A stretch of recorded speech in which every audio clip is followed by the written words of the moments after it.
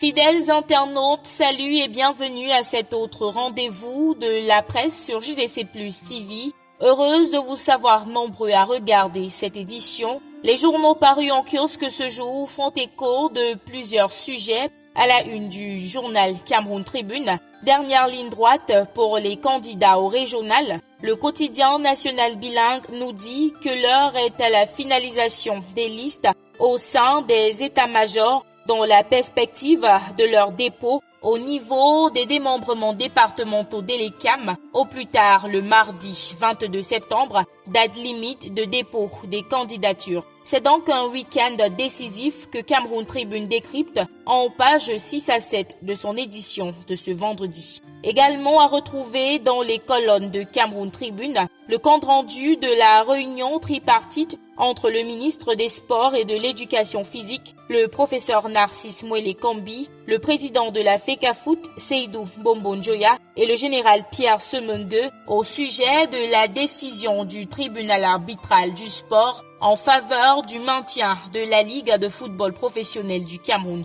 Le quotidien à capitaux publics nous fait savoir que le ministre des Sports et de l'Éducation physique a sommé la FECAFOOT d'exécuter les sentences du tribunal arbitral du sport. C'est une information à lire en pages 30 à 31 de Cameroun Tribune. Prochain arrêt dans cette édition de la revue de presse Le Jour qui nous informe que l'ancien sous-préfet de Lokoundje dans le sud de Cameroun, accusé d'avoir tué sa compagne, déjà 6 pieds sous terre, n'est pas en prison. Selon les sources du journal, Franck Derlin Eyono et Banga est gardé à la Légion de la gendarmerie des Bolvas. Plus de précisions à ce sujet en page 5 de votre quotidien bleu, parution de ce vendredi. Yaoundé, Luc Messi à Tangana sur le grill. C'est le grand titre en une du quotidien Le Messager, paru en kiosque ce vendredi. D'après le journal, le maire de la ville de Yaoundé est accusé de s'arroger des pouvoirs indus à la police municipale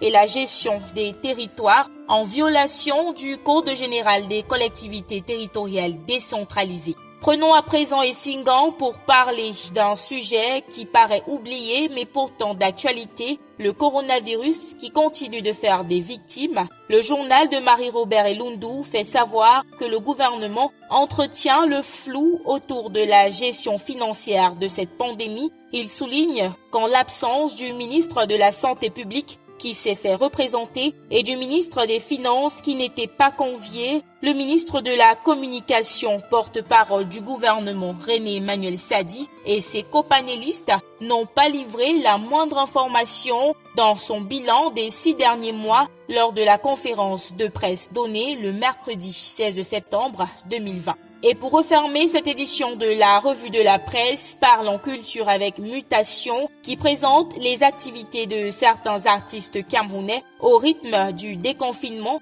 entre autres Moustique le charismatique, l'idole, Takam, Sandrine Nanga, Sergio Polo, Catino, Sandy Vianney et bien d'autres. Comment ils gèrent l'après-Covid-19? Découvrez cela en lisant les pages 4 à 6 de Mutation, édition de ce vendredi. La revue de la presse sur JDC+ TV, stop et fin. Merci d'avoir regardé. Votre fidélité nous honore. À très bientôt pour une nouvelle édition.